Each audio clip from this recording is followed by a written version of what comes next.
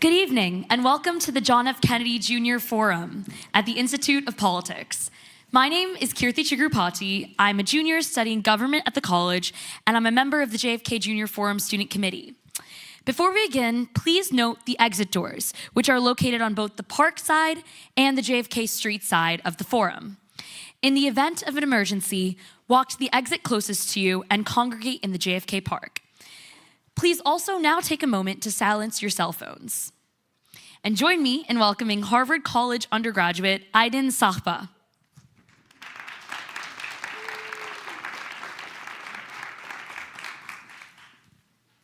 Good evening and welcome to the John F. Kennedy Jr. Forum. My name is Ziauddin Yousafzai. I'm a first year at Harvard College and a member of the JFK Junior Forum Committee. It is my absolute honor to welcome you all to tonight's discussion. Tonight we come together to honor International Women's Day, a time to celebrate the progress we have made in advancing gender equality while confronting the ongoing challenges that persist globally. Our conversation tonight will center on the Stand With Her movement, a global campaign inspired by the Oscar-nominated documentary To Kill a Tiger. This movement calls attention to policies that continue to dismantle women's rights and security, while also emphasizing the critical role that men and boys must play in the fight for gender equality.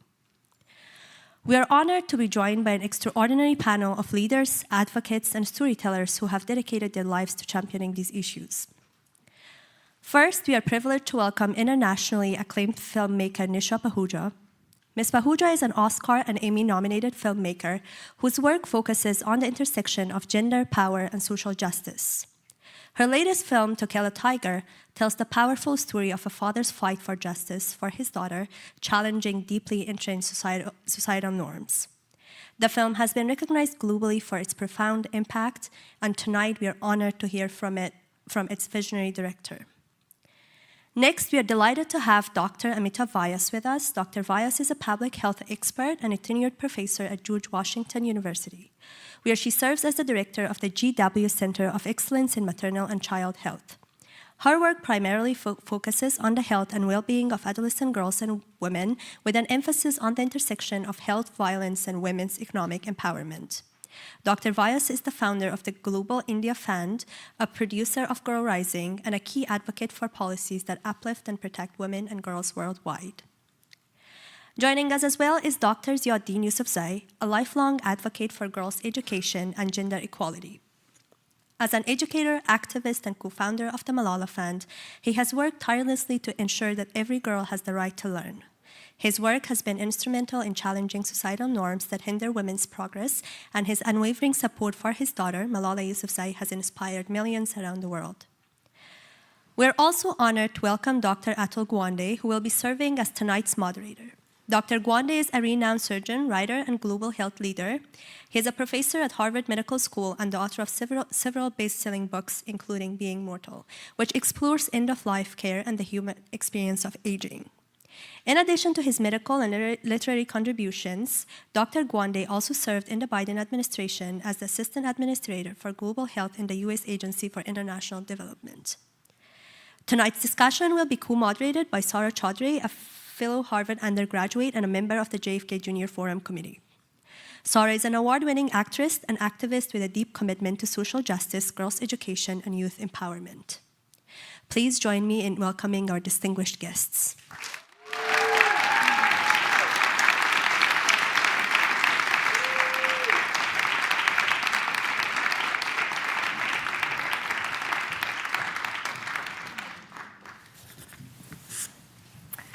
Good evening, ladies and gentlemen. So to frame tonight's conversation, we're going to start right away with a trailer from To Kill a Tiger. Please enjoy. जिस तरह से औरतों के साथ लगातार उत्पीड़न के मामले सामने आ रहे हैं, हमें खुद से पूछना होगा, क्या हमारे देश के बुनियादी ढांचे में कोई कमी तो नहीं? जानते हैं ना, आपके गांव में एक घटना घटा है जिसमें एक 13 साल की बच्ची के साथ बलात्कार हुआ है। तो लड़का या लड़की की कोई तो दो करना नहीं रहे। बोल रहा था कि अगर किसी को बताएगी तो मार देंगे बोल के बोल रहा। उसी के सहारे हम एकदम डर भय पूरा एकदम खत्म हो जाता है। पिता अपनी बेटी का सामूहिक बलात्कार के केस को लेकर उठा है, ये अपने आप में छोटी घटना नहीं है। अब वो नादानी में गलती कर दिया तो क्या करें, उसको काट कर फेंक दे। गाँव में नागरिक सबके किसी को है कायन कभी अगर मार भी दिया तो मेरा बच्चा सबका कहा होगा। आपको खराब लगता है क्या दीदी पुलिस लेके गई तो? एक अच्छा चीज, अच्छा भविष्य करके दिखलाएंगे, बोली के ना ऊपर वाला हम लोग जन्म दिया है।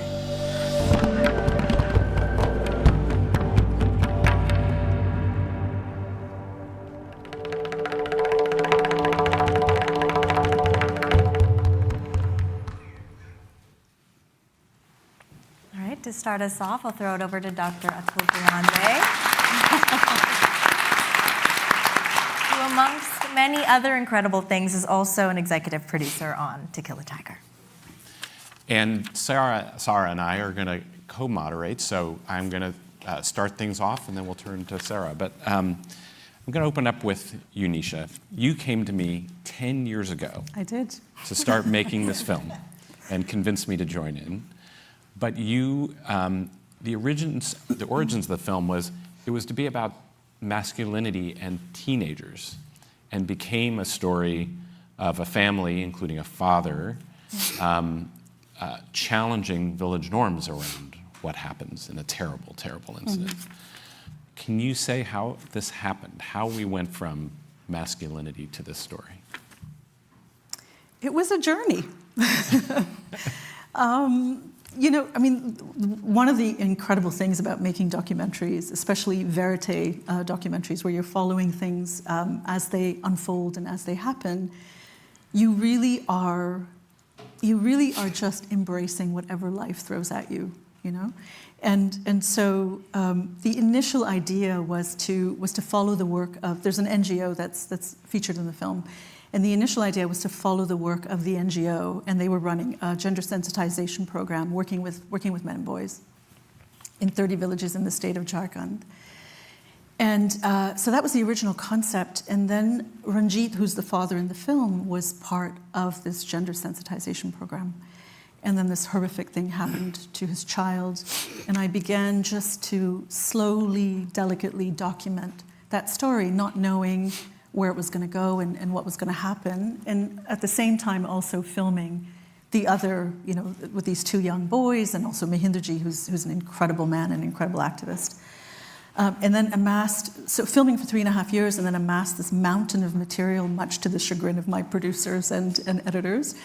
And we slowly started to kind of craft the story, and we were really convinced that we could still make this film on masculinity using the story of Ranjit and Kiran as the spine of this larger piece.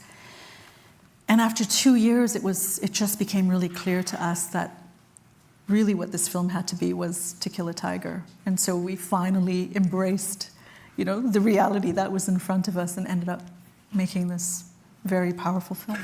Yeah. And becoming 2 films ultimately. Yes, yes. Can you add just a little bit about the decision the underlying desire to focus on masculinity when we're trying to talk about the empowerment and success of girls?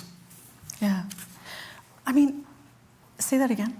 The decision that this film that originally started around masculinity, focuses on a father, but is about the empowerment of girls and that connection between what men and boys do and what girls and women do. Yeah. If you can pull that apart. Yeah. I still think it's a film about masculinity, actually. You know, I think in the end I still made this film about masculinity because obviously in terms of what was done to her was done by men. And the antidote to that was her father. Was this extraordinary man that had the courage to go against his culture and rewrite those sort of cultural norms and you know, become this amazing ally and support. And I think for me, it's really a film about love, right? In the end, that's really the critical piece. And I feel, and Zia and I were talking about this this morning, but I think what's kind of extraordinary is that they each grew as people as a result, not just of what happened to them, but as a result of how they chose to handle it and walk together, So, yeah. Mm-hmm. Zia, if I can turn to you. Welcome. You remind me of Ranjit in having embraced a new role after a terrible thing that was done to your daughter. And I wonder if you can talk a little bit about, you've become a model for many of us around what it means to stand up for girls and what it means to change men and boys. And I wonder if you can say a little bit about that journey and what you think it's about yourself. Yeah, thank you so much. So my name is Ziauddin Yousafzai, and I'm Malala's father, but I'm also the father of 2 feminist sons. About your question, honestly, when I was watching this film, how many of you have watched To Kill a Tiger? Oh. Okay, I will encourage everyone to watch it. Not once, twice, at least. And when I was watching this film, so it took me back to my life, to my family life. I could see myself in Ranjit and his family. Thank you to Nisha for, in first place, we should be thankful to the family. Yes. How this family of 3 people, basically, there are 5 in total, but with 2 kids. This family of 3 people there in India, and when I think of my family of 3 people, Malala, myself, and my wife, and there are so many similarities in the story, like Kiran is the firstborn girl, Malala was the firstborn girl, and her father's love for her, like he tells in the film that I have given all my love to her, nothing left for the rest of the kids, kind of. So the same was the case with me, waiting for Malala, and even named her before she was born. And then, like, the most important thing that I see in this family are their values. Like, they live from hand to mouth. They are poor family like my family, but they are very rich in values. They have this freedom of expression in the family. They talk to one another. They have rich values. As Kiran says about her father, that he loves me and he loves everyone. And we should not ignore the role of Kiran's mom, Jagnathi. She's amazing. We should not be patriarchal here. The quiet power of mother, the way she stands behind husband and daughter, is incredibly powerful. Even at some stage, she taunts the husband that why are you not able to articulate and be firm? If you are not saying things rightly, then I will open up my mouth. So I mean, the same happened to me. Like when Torpekai, my wife, was told by people that, oh, your husband and daughter are doing this activism for girls' education and standing against the Taliban, and patriarchy as well, both.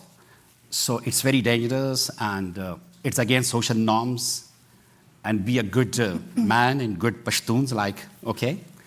She always told people that I wish I could say all those things they say, but I don't have the training for that, so I support them. So really, it's a family story. It's very powerful. And the way they have, like, it's them that, when I think of To Kill a Tiger, that it's their resilience, their willpower, that together they sharpen the dull tools of the society and of the justice system and of everything and kill the tiger. It's very powerful, to be honest. Yeah, thank you. Thank you. I want to, well, I want to turn to you now, but we're going to do it by throwing a second film clip up to show some of your work. So please, if we can show the clip.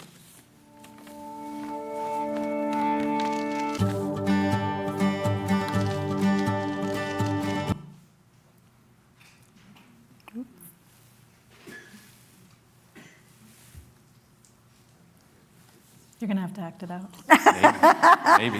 That's we can act it out. one talent I don't have. We have an actor and a director on stage. I think we can make it happen. We can make it work. Should we give it another minute, or we can save it for when we can? So let me throw a question to you, Amita. Oh, here we go. Okay, we're good. Let's see. Oh. We're making a We're film. making a film. Amita, you and I are both in public health. Yes, we are. And the twist here is you really decided to make films as a way of achieving goals in public health. And can you make that connection and probably tell people a little more about, what you've been doing and the reach you've had through film? Thank you for that question. And it's really an honor to be here on this stage with all of you. So thank you, Nisha, for this incredible film and bringing us all together. So I'm often asked this question: how does a public health professor turn into a film producer? And I had spent about more than a decade of my time working in the area of sexual and reproductive health and women's health across the globe.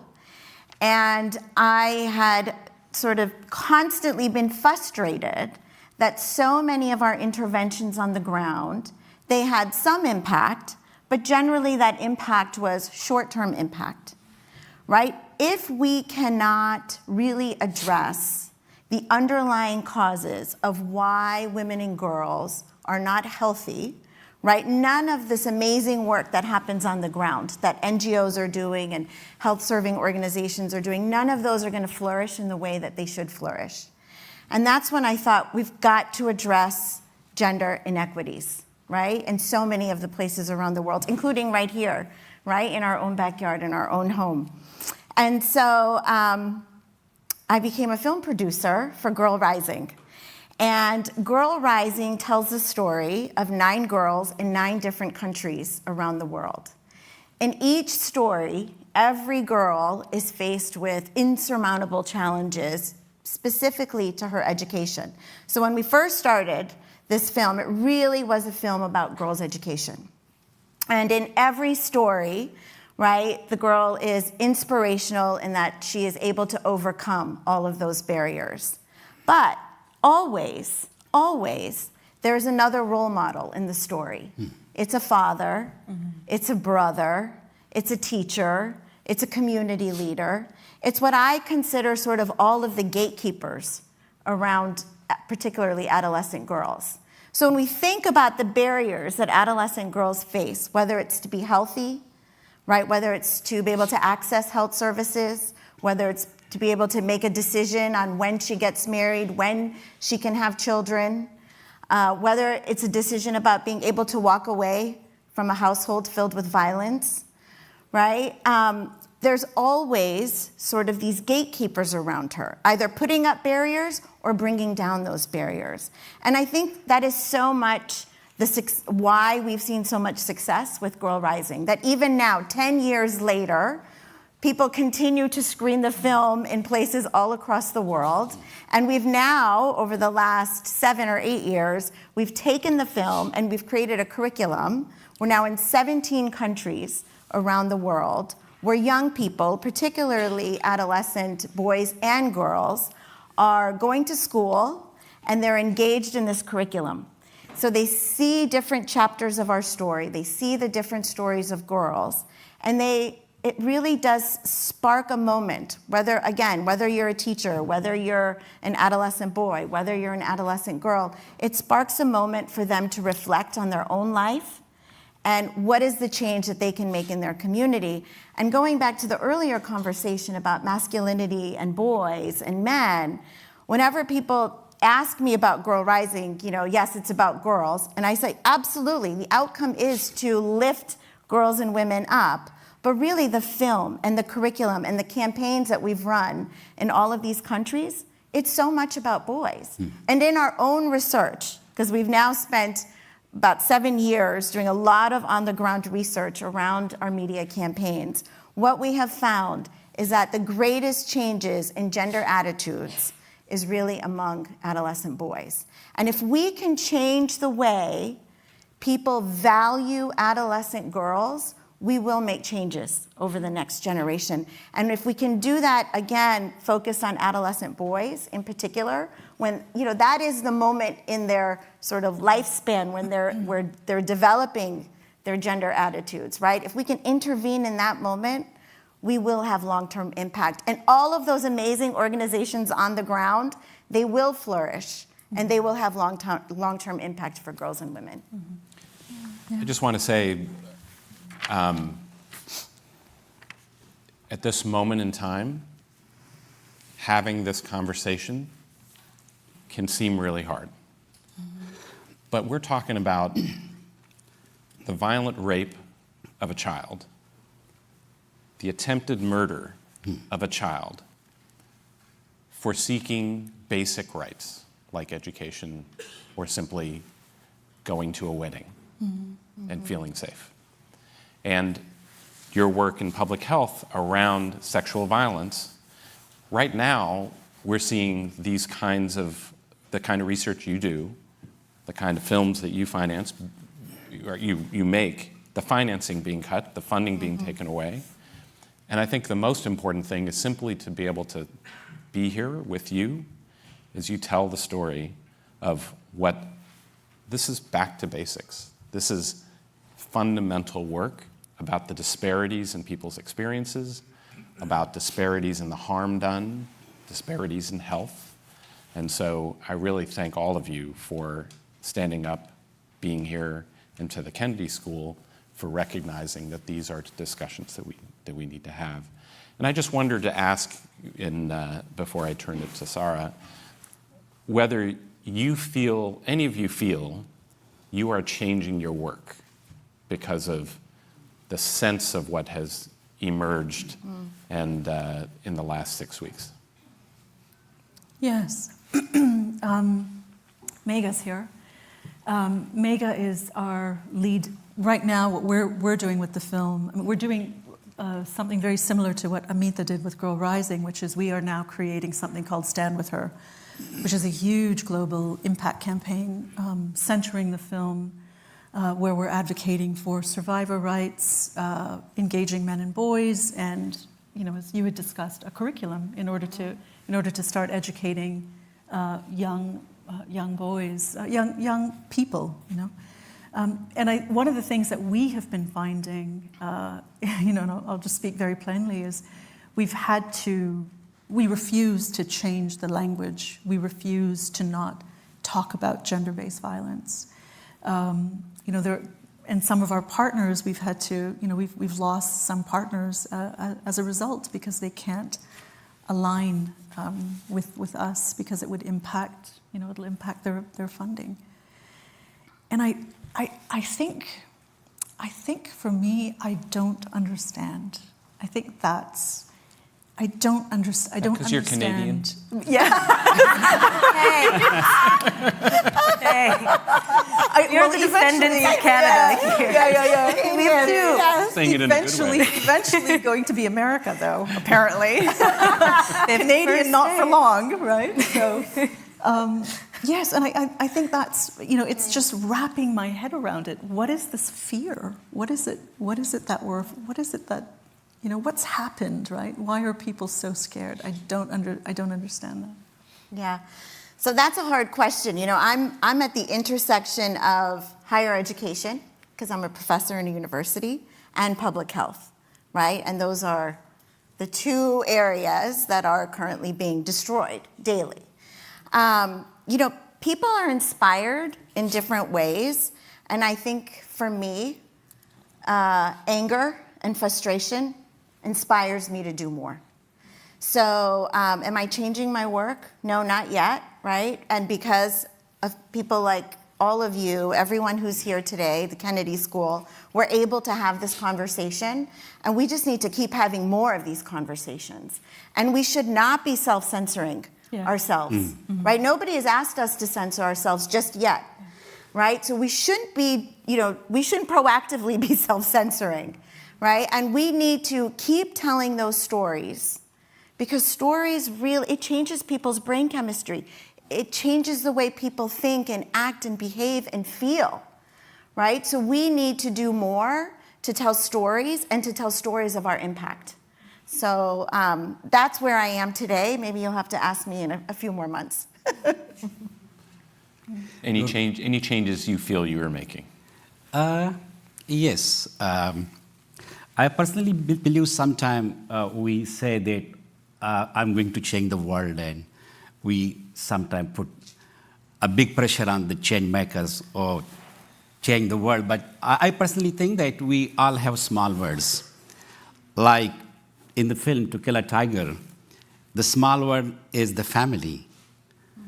And they have this change within themselves. And the first change is in the individuals. Like when I start fighting against patriarchy, before fighting against the Taliban, the first person I came across was myself.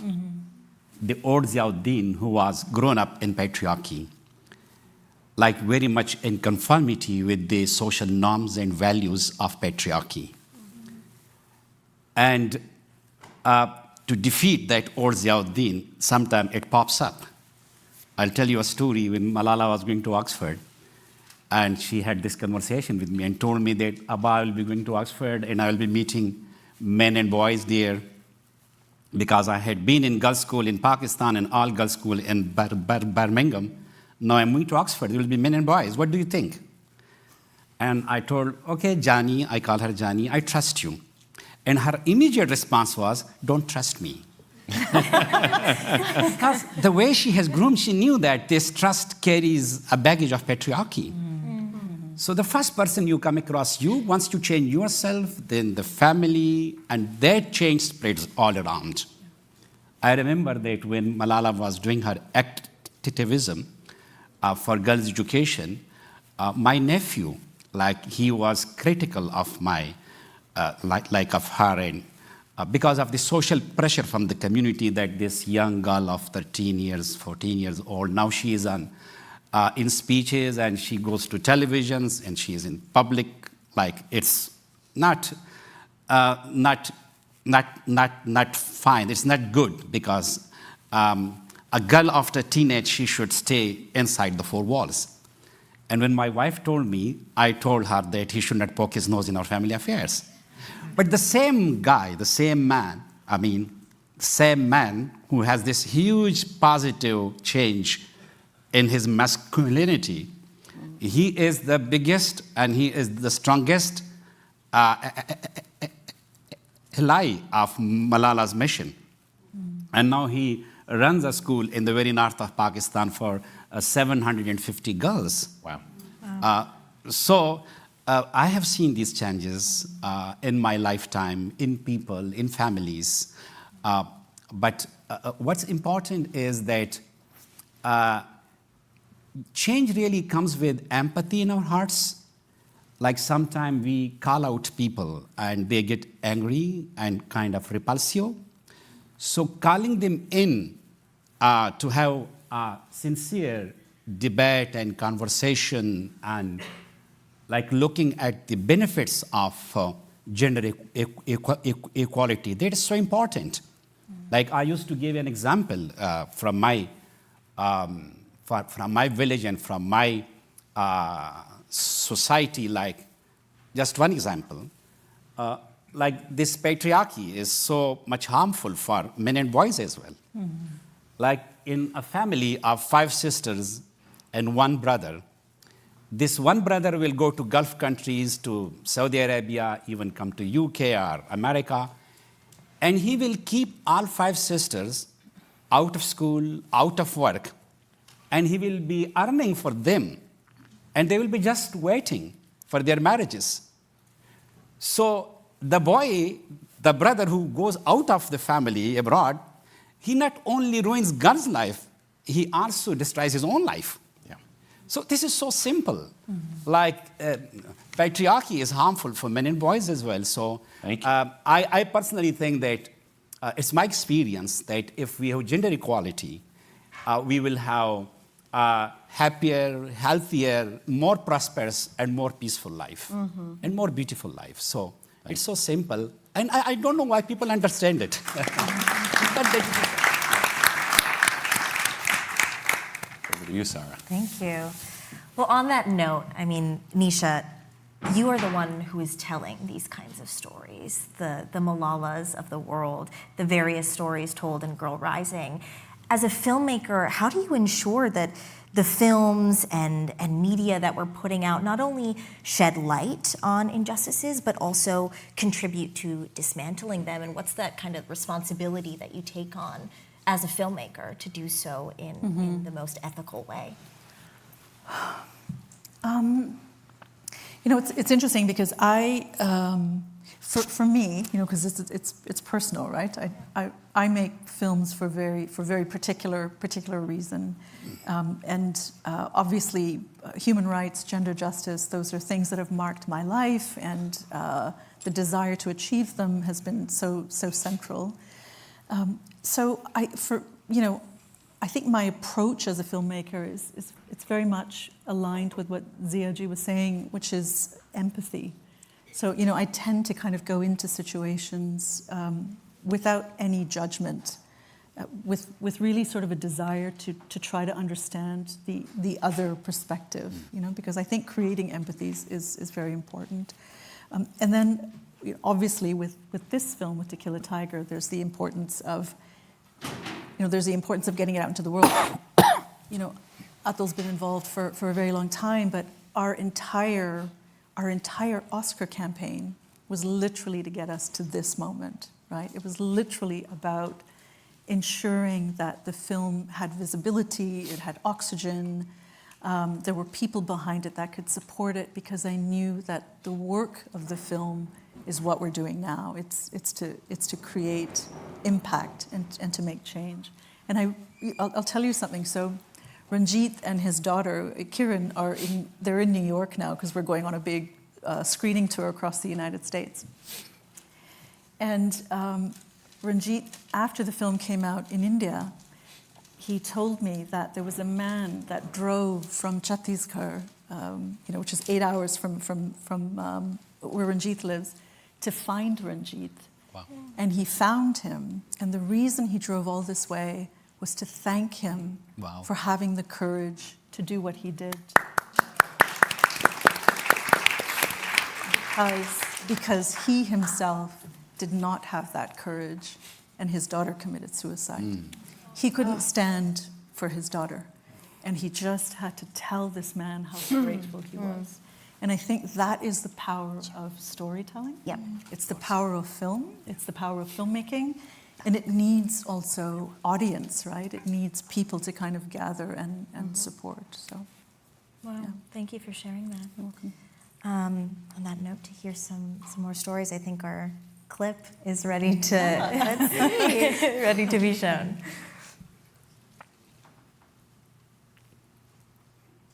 Perhaps not. There we go.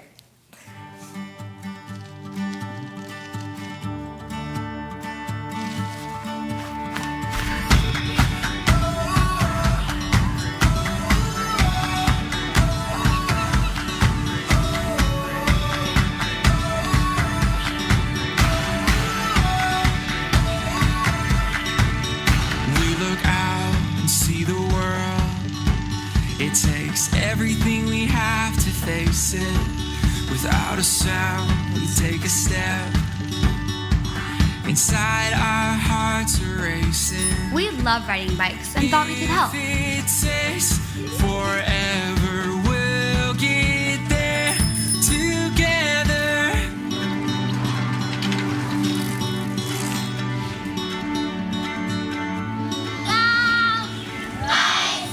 My students are like the girls in Girl Rising. They are fighters.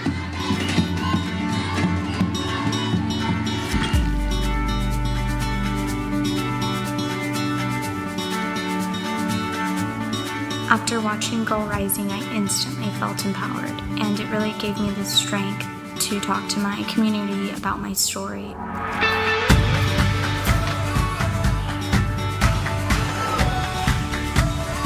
I went to see the film and I knew I could do something.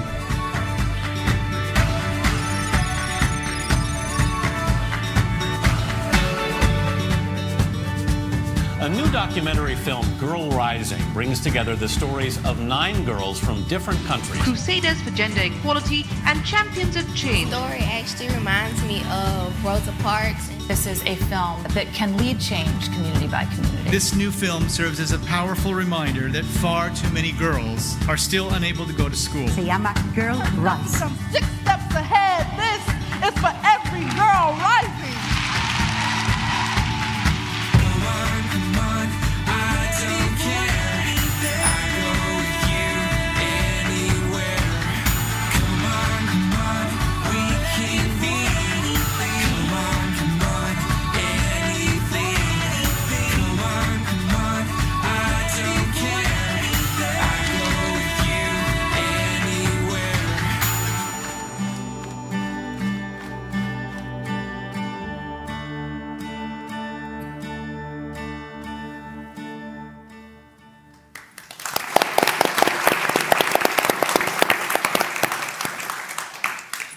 Amita, I mean, incredible.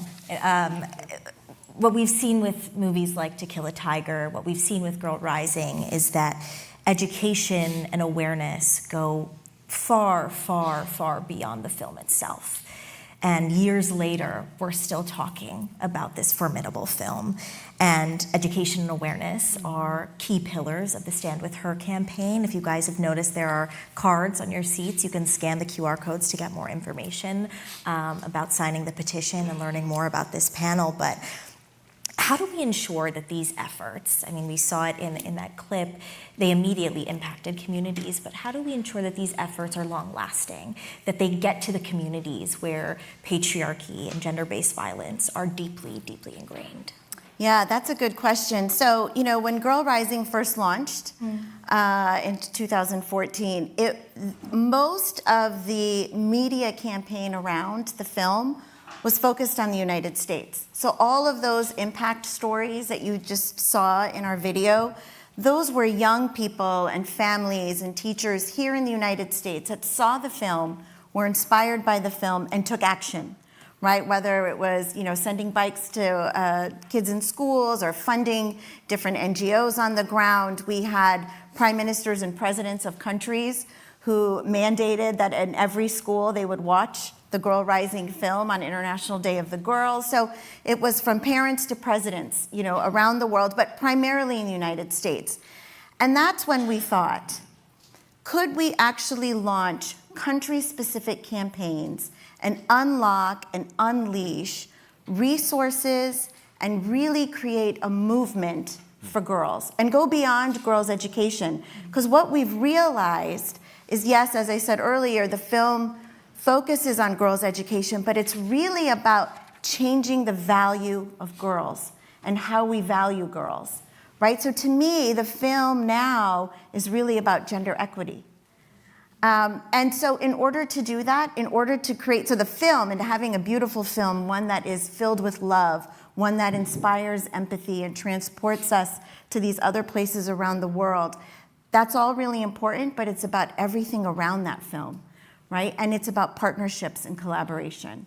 So we could have just had a film, Girl Rising, and it would have been a beautiful film, and everyone would have gone to the theater and watched it, and maybe they would have been inspired for a little bit. But it's because we had partnerships in place to create an entire campaign. So we had corporations in place.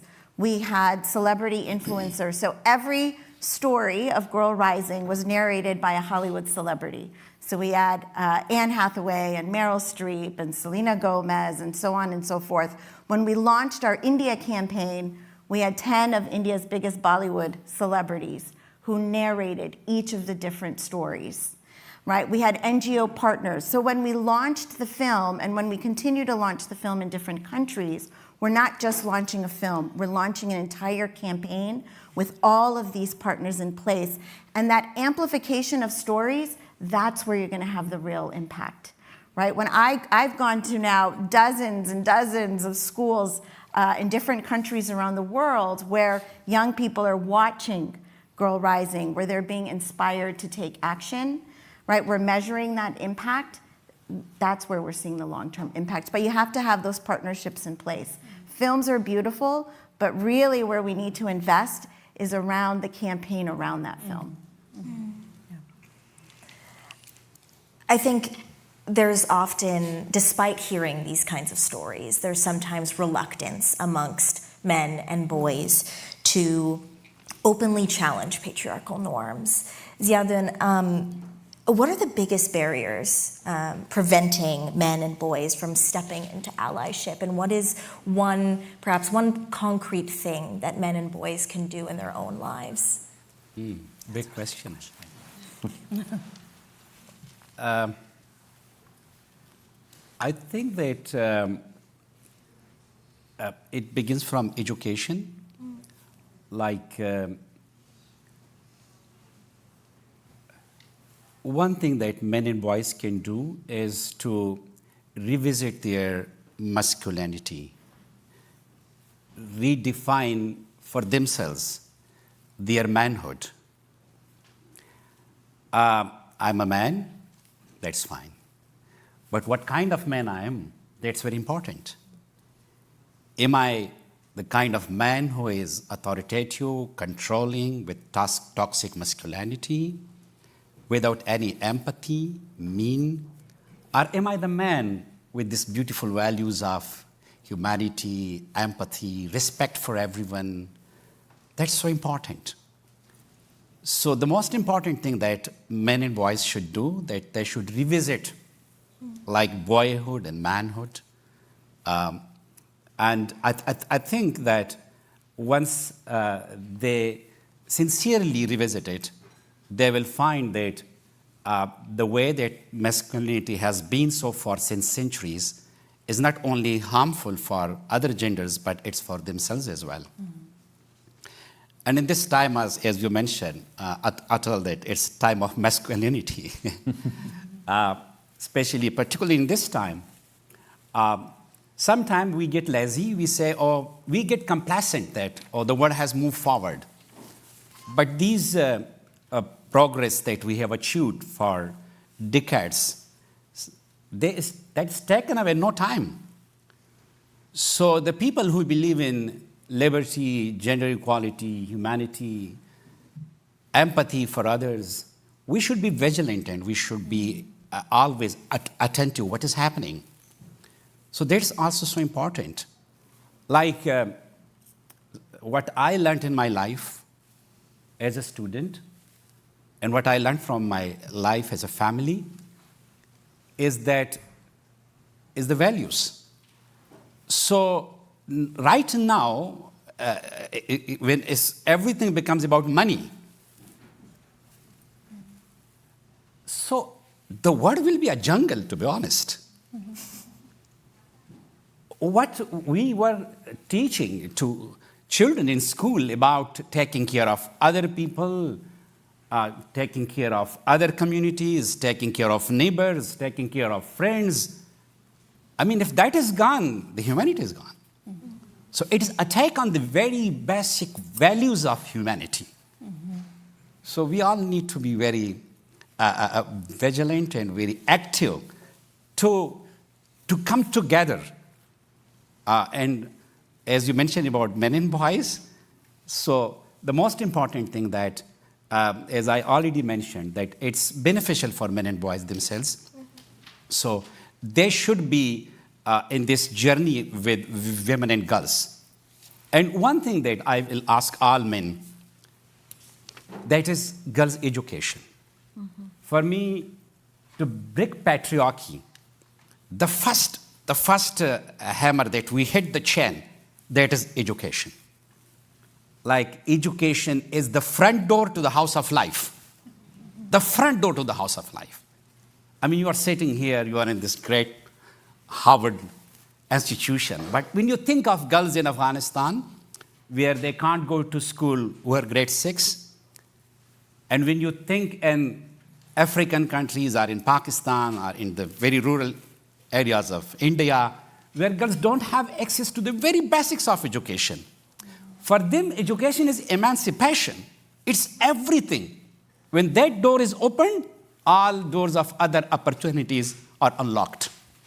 So one thing that I will ask men and boys, that they should support girls' education. Yeah, thank you. Thank you. We are now going to open up for student Q&A. There are microphones throughout the venue. If anybody has a question, please remember that questions end with a question mark, and try to direct them to one of the panelists if possible.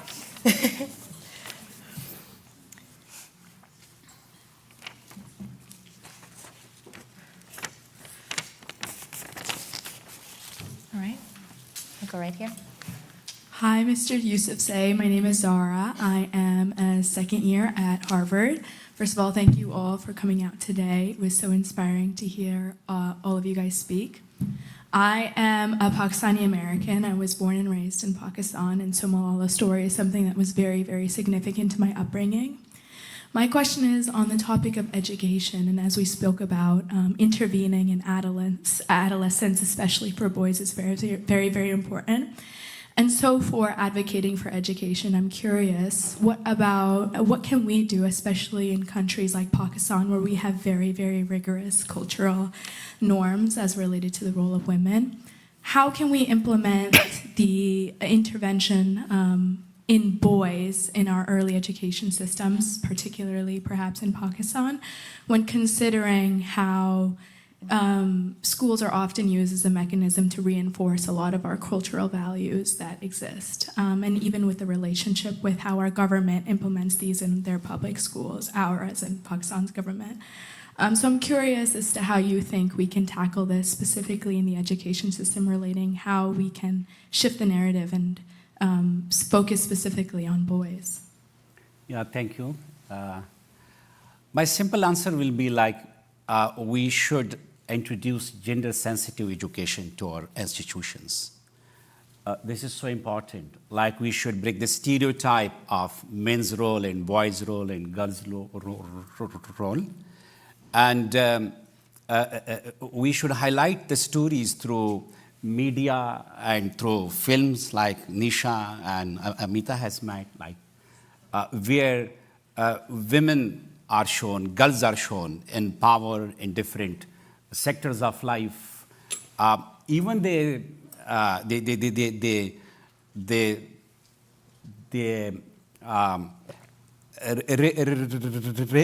religious scholars, I mean, Islamic scholars, they should be encouraged that, because in principle they believe that women should have freedom, majority of them.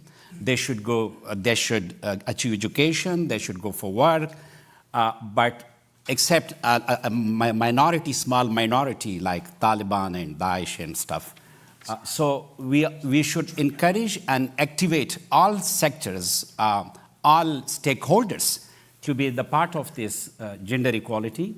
And especially I will focus on the curriculum of education, which inspire role model women. Like, if this one story is shown in every school, To Kill a Tiger, I mean, we learn from fictions. It's a real, I mean, our mind and hearts are changed by fictions.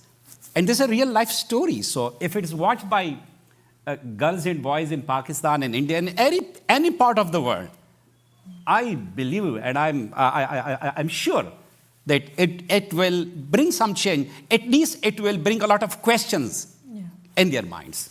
So, I mean, hope I answered your question. I made a speech, I don't know. All right, we'll throw it up here. Thank you for the fantastic panel. It's amazing to see both Atul Gawande and Malala's father here, and of course everyone else who is contributing to the topic. 2 questions. I would be very interested to hear how you supported your daughter. Where did you get your values from, and how did you make sure that you could actually make a change in an environment that was hostile or very difficult for you to navigate, and how could you translate that on a broader scale so everyone could help that purpose? And the second question, maybe afterwards. Let's start with the first one. We'll come back. Yeah, I will time. encourage you to ask questions from everyone. Sorry, but I will be very short. So I always tell one thing to the people, that what was special in my mentorship for my daughter, and I tell them that don't ask me what I did, ask me what I did not do. I didn't clip her wings. That's simple. So the first thing men do, that they are clipping the wings of daughters and sisters and wives. They don't let them to do things. So that's very important. That's the first thing. And the second thing is creating that change. Like my wife, Torpeke, and I, we grew up in a very typical patriarchal family, patriarchal society. My 5 sisters did not go to school. Her sisters did not go to school. But this changed in my mind because of education. Like people ask me what changed me. So my one-word answer is education. Education transformed me into the kind of person that I became. So that one change, like we together, Torpeke and I, is my wife's name, we were able to create an egalitarian family. And from there it starts. Now the Malala Fund that has been working for the last 10 years in 10 countries, and we have given grants to 400 organizations who have reached to millions of girls all around the world, and they have changed their lives. And I'm so proud of Malala and Malala Fund and everything. So thank you. Right. Hi, my name is Rhea. I was born in India. This film, Nisha, was incredibly moving, powerful, infuriating, in so many ways that were deeply personal. I wonder if there was a response from the communities that it portrayed, particularly, you know, the most shocking parts of the film were the responses of the extended community. So I wonder if there were any responses. Did it spark any sort of, you know, tangible impact in policy or anything that came after? Yeah, Thank you. I mean, it's so interesting. You remember the ward member, who's the guy on the motorcycle, right? For those of you who haven't seen the film, there's somebody who's the ward member, and he really sort of imposes a lot of obstacles to justice for the family, and I showed him the film about two years ago when I went to India to do some sort of stress testing, because we're going to do a big impact campaign in India as well with the film and with the community. And I was terrified of showing the film to the ward member. Really, he's a scary dude. So I was like really, really nervous about showing it to him. And after he saw the film, he said that he was ashamed of himself. And then he felt that the entire community needed to see the film to see what they had put this family through, you know? So again, it just goes back to the same idea, right? Of it's empathy. It's, you know, I think what films are and what stories are, they're sort of, you know, they're sort of a world of possibility, right? They open up kind of other mirrors and other perspectives and other opinions and points of view that you may not have considered, you know. It just allows you to step literally into somebody else's shoes. So it was a very, very profound and surprising moment, but a very profound moment. Glad to hear it. Yeah, thank you. Thank you. Right. Throw it up here. Hi, my name is Dave Pahuja, so close to Pahuja. Thank you guys so much for being here. This is a really great panel to see. Mr. Gawande, your books are my parents' favorites. I know what that means, but compliment, I promise. Not yours? I'm so sad. Well, I've read them and they're great too. I'm kidding.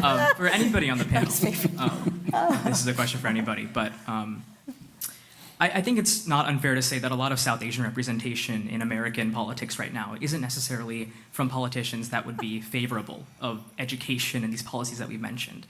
I don't want to speak on their behalf, but Vivek Ramaswamy and Bobby Jindal aren't necessarily figures that I would look up to. And so I'm curious, as young South Asians, what can we do now to kind of ensure that we have an American political system that is prepared to tackle these issues and is in favor of education? What steps can we take now to make sure that we have this future where people are safe and protected. Amita? Ooh, okay. That's an easy one. Yeah. I absolutely feel exactly as you do. And I have an African-American female friend of mine who said to me recently, well, skin folk are not always our kinfolk, right? And I felt exactly that over the last 6 weeks. And, what can we do? I mean, I think we have to remember that there are some incredible South Asian leaders like Atul Gawande who were in the previous administration who will come back in future administrations, yes. Right? And so what we can do now is to continue to support South Asian leaders, at local levels as well as at, state and federal levels, who align with our values, right? We talked about values earlier, right? So, so much of my work has been global, and so many of the things that we talk about around gender equality and values, right? That's been in many parts of the world. We need to bring that conversation here now. Right? And I do think that there are absolutely people like you, people like so many of you, not just South Asians here, in the room. We're at the Kennedy School. I mean, this is the place. This is where you are inspired to then move out and to become leaders. And we need to be supporting you and supporting other leaders who share our values. Can I, please? Can I pick up a little bit of the thread on this? Just to say a couple of things to add. I think there is a part of the country that feels forgotten, and that is the 70% who do not have a college degree. And Indian professionals have been, we're among probably the richest minority in the United States, largely professionally educated, but not entirely. And I have cousins who own motels and have an auto body shop, have a pharmacy, et cetera. And they're not on the same page, but they, as I've been. And I grew up in rural Ohio, and I'll give an example of the person who I really look up to most right now, and that's one of my kids. My daughter Hattie is in North Carolina and has decided that she needs to be a bridge builder, and she's joined the police in Raleigh, North Carolina, to try to change from the inside as an institution that is largely not college educated. Her recruiting class was 36 people, of which only 4 were women, and the majority were high school degrees. And there isn't a way in which our knowledge economy gives people a middle-class future, and that they can feel they're represented and included in our work. So when I think about Indian Americans who are going to make a difference, I do think it's the ones who will reach out and connect and join these communities and be parts of bridging the divides. It feels really impossible right now because it's easy to foment the divides, and we're far apart. But there is no monopoly on empathy in either party, and there is plenty of toxicity in either party. So. This work cuts across all the grains, I would say. I want to thank all the panelists today for being here. As we mentioned before, there are little pamphlets on your seat. There's a QR code to the petition. We need 10,000 signatures to make an impact, so go ahead and be a part of that impact if you so choose. Thank you all for your deep insight, and thank you all for being here for this very important discussion.